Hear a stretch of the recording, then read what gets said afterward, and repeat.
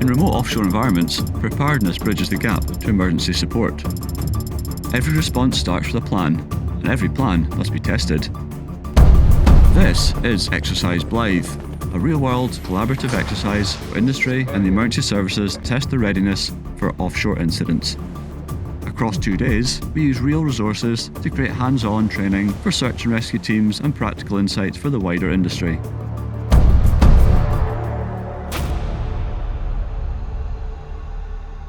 Hi, I'm Pete Lawson, Exercise Director. Before we start looking at some of the footage, I want to talk about where we are, who's involved, and why we're doing this. So, who's involved? Exercise Blyth is owned by OREITH, the Offshore Renewable Energy Emergency Forum, an industry-led group tackling emergency response issues. You can find out more about them on their website. Exercise Blyth is the second Trirex after the success of Exercise Sancho 3 years ago. And of course, these exercises wouldn't be possible without the involvement of multiple organisations and individuals, everything from government and emergency services to industry, both onshore and offshore. So where are we? The exercise is based at Moray East Wind Farm off the coast of Scotland and is focused on a single turbine.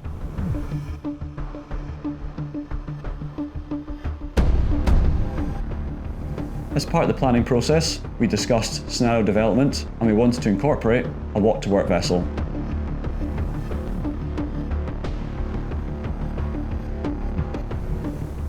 But while the scenario focused on this wind farm, we also had teams and individuals taking part across the UK and Denmark.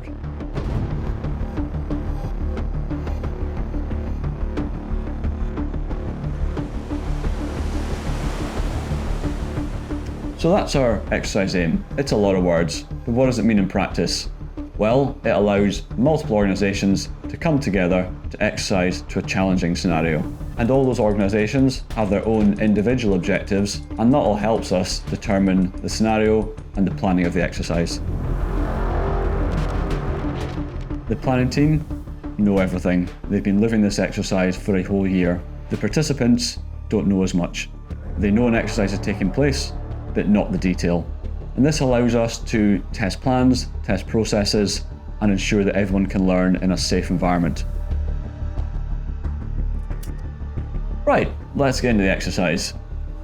I was responsible for leading the command team, which was based in Aberdeen at the Coast Guard's Maritime Rescue Coordination Centre. The command team was responsible for managing the exercise and included the lead evaluator, along with several other members looking after the police elements, the media, and all the injects and communications with the directing staff offshore. One of our first actions was to ensure that all the relevant teams were in place. That included all the onshore locations and those people offshore, on the turbine, and on the walk-to-work vessel, the SVACT Alba.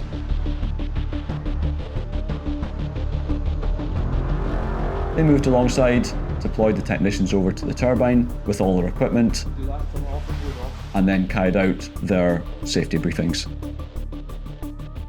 Stop work, and I've gone straight, every single one was here. If anyone sees anything unsafe, that any of us, the DS or exercise players with the 18 listeners, then please just put your hand up. Once all the teams were confirmed to be in location, we were able to initiate the exercise with the first inject, which went to the master of the SVACT Alba.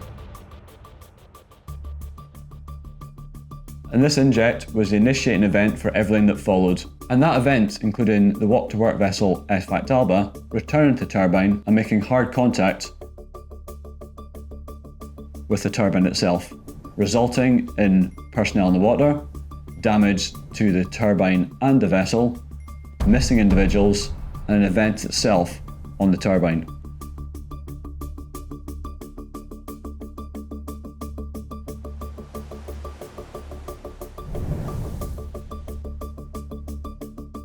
The Coast Guard is responsible for initiation and coordination. So we work with lots of different assets, both our own in terms of the helicopters, Coast Guard rescue teams, We also work with other assets like the RNLI, the police or ambulance. And the other thing that we can do is we can look for vessels of opportunity. So all vessels have an obligation when they're at sea to assist people or vessels in distress. So that's a lot of what the Coast Guard does. So exercising is really important for everyone that's in the offshore energy industry. It allows us to test our emergency response plans and make sure that we're familiar with how those are going to play out in reality, and we're then able to share those lessons learned across all offshore energy companies.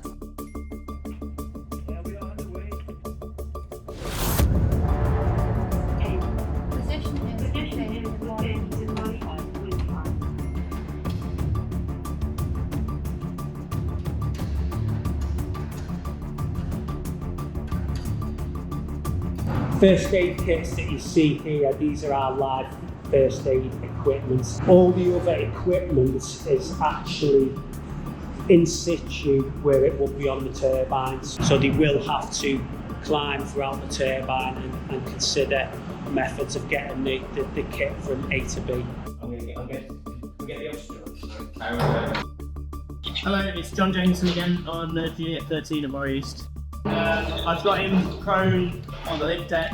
I've given oxygen at 7.5, and as we're getting him into a stretcher because we're not going to be able to move it any other way.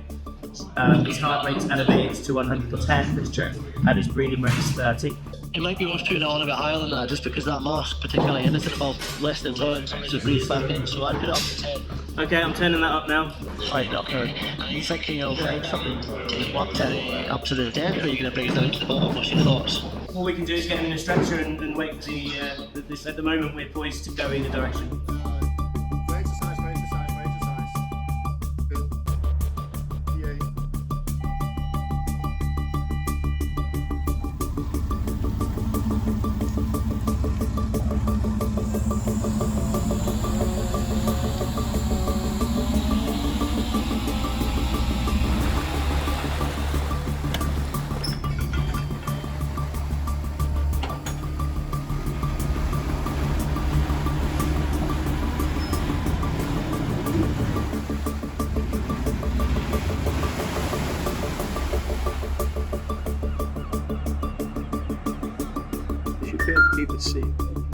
Yeah, we just use that. Because the vessel's got no propulsion, the SOV, the Alba, so they're not happy with the CTV pushing into it. They're not happy with the Cleona. Cleona is keeping it on station at the moment. So just so everyone's aware.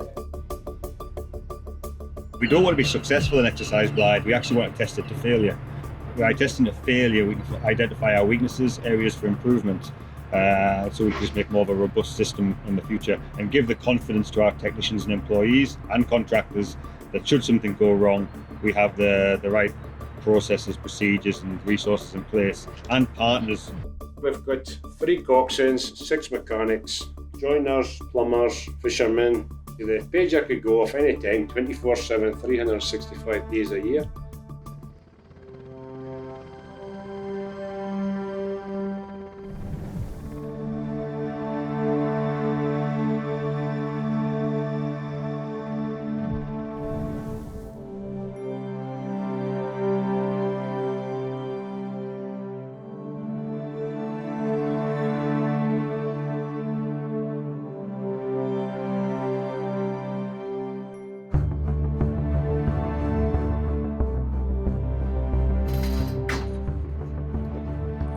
So we can see the vessel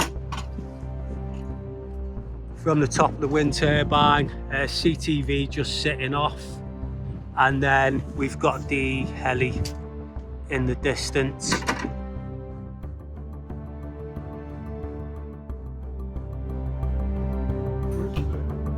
Right, we need to raise his head. We're doing it, right? So what happens with the nacelle lifting beam, it sits on the vertical posts, but as you can see here, the fence probably needs to be pushed out slightly just to get it to sit in position.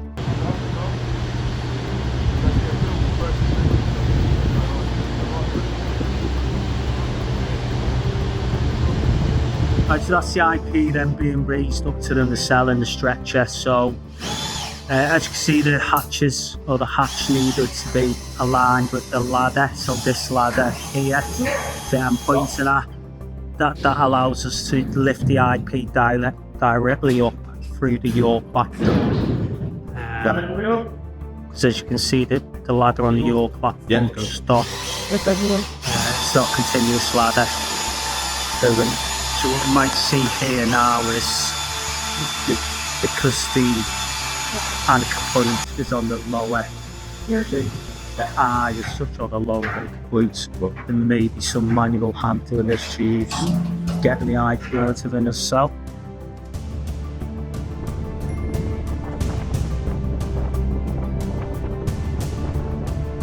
We have got two wounded persons in the hospital, bandaged the wounded arm and the leg for the other person and his father. So after that, and we are going to deal with casualty.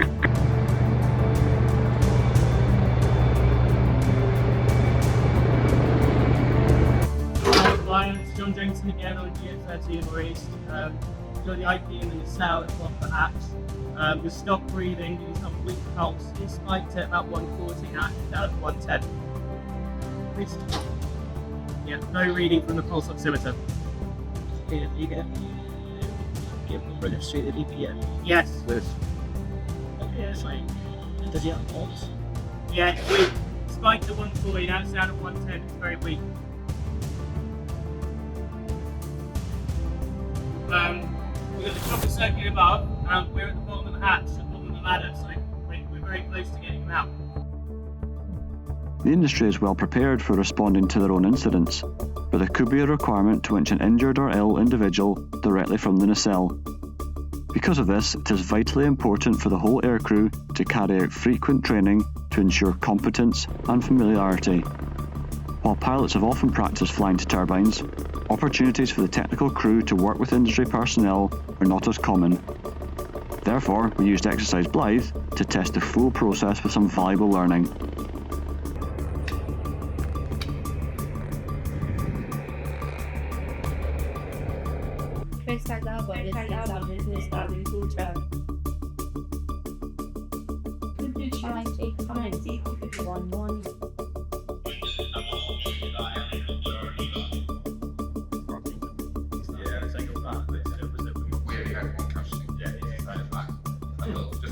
We'll just tell them that. Yeah, okay. I think let's go for the command team and liaise with the police. I won't do any more with the patient at all. I will leave him where he is now. I reckon liaise with police and awareness as far as you know. Unless they've been made aware because we put the call into the other emergency services, we can ask our command team. That's not really for us. Yeah, I think that. Yeah, that's fine. Okay. Are you guys okay? Obviously, physical injuries are the focus here, but we also recognise the potential emotional impact of an incident like this on the teams. In the first instance, we'll support the crew remotely and then we'll provide further support once they're back on shore. For us as police, one major issue has been the challenges of how to recover the deceased person from an offshore wind turbine. So there's lots of detailed discussions required around how we can safely deploy our officers onto these turbines in order to complete a task such as inspecting the scene where the accidents happened and then the task of removing the deceased person and getting them back to shore.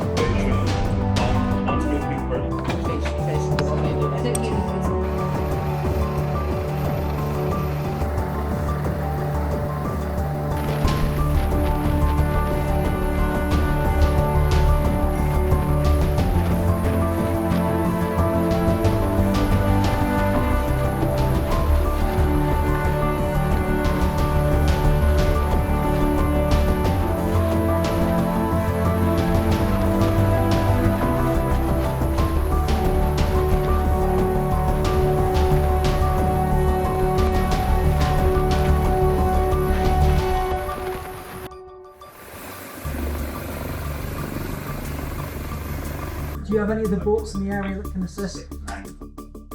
As part of the exercise, we wanted to test onshore evacuation reception procedures. We weren't going to take people off the vessel for real, but we did simulate one of the CTVs, taking personnel off the SOV. That CTV came back to Fraserburgh to be met with the Ocean Winds team in Fraserburgh. We've just had 20 evacuees come off the SV Alba and appear in Fraserburgh. We are well prepared for this kind of situation, and we have a well-established evacuee reception centre. So as soon as we knew there was evacuees coming in here, we kind of got people ready to start setting up the area. So this involves, we have a briefing area, we take everyone in, give them a brief on the situation. It's going very smoothly. I have given some of our evacuees some challenging questions to raise, and they are being dealt with as I would expect to be. So it's how these curveballs are managed, because there's an answer to most things if we just stay calm and deal with what we've got in front of us. So we'll take them through and we'll process them. From there we'll determine whether they need to go through a medical checkpoint to be looked over, or if they need to be interviewed by the police, or we take them to a welfare area where they'll start looking into things like travel requirements, if they need accommodation, if they need any basic welfare needs, and we have a lot of items here already here to facilitate them. Do you need medical assistance? No, I'm fine, it's my dad. Right, okay, not a problem. Well, what I would like to do then, if it's okay with yourself, is to bring you back into the thoroughfare with the main room, because there is a briefing going on for everybody, if that's okay with yourself. Yeah. We'll give you a brief so you have a better understanding of what's expected from you for the next period. Okay, perfect, thank you. So right now there has been 20 evacuees and they have just arrived at the reception centre. They will be briefed by the company themselves and also by my supervisor, make them aware of why we're here. Firstly and foremost, their welfare and safety, and then we will look at any aspects of what we need from a policing point of view from that point on. Talk to each other, and you as a team will be able to recover from this traumatic event that's happened this morning, and I know it's still developing. So we're second year student paramedics. We're here to be actors for scenarios. It's just a great opportunity for us to benefit our learning. We get to see it from, like Ronnie said earlier, a different perspective, and just see how everything's set up and how everything's run. Offshore, with the search and rescue phase complete, we still had the SVAC Alba, which was disabled. This scenario and the location presented a fantastic opportunity for us to carry out some trial tows with our emergency towing vessel. The MCA's emergency towing vessel is located on the northwest coast of Scotland, and with industry coming to that area very soon, it's important that the crew and the vessel are aware of the plans, the processes and the procedures for responding to an incident with the industry. We've not had an opportunity in the UK to test emergency towage of a vessel in the vicinity of an offshore wind farm. So this exercise and the scenario present a fantastic opportunity to do so for the very first time.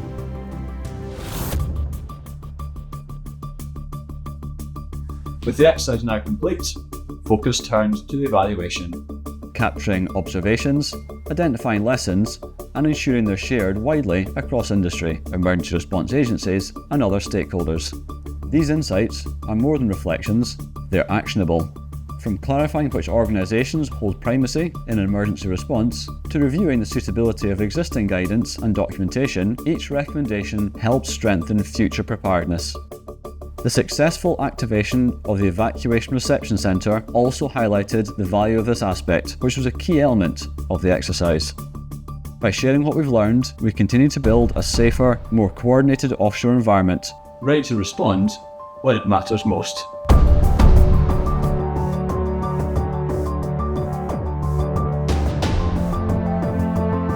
A situation like this doesn't come around very often. I think given the scale of it as well, you're best to be prepared.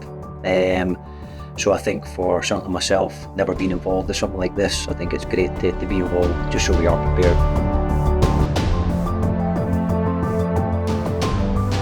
We've had a real mix of organisations from both the commercial sector and the government sector, and it's really important that we get involvement from both those sectors. The commercial industry rely on the government agencies participating in exercises to really test their plans and preparations to deal with an emergency, and likewise the government agencies rely very heavily on the commercial sector to provide the scene setting for the incident that we have to be prepared to respond to as well. I think the more operators and developers that get behind these exercises, it's better for everybody. sharing that information, that collaboration, the lessons learned. We all pick up something from each other, but we'll take it further than that. We'll share that with our projects around the globe and collaborate with our peers to improve emergency response around the world.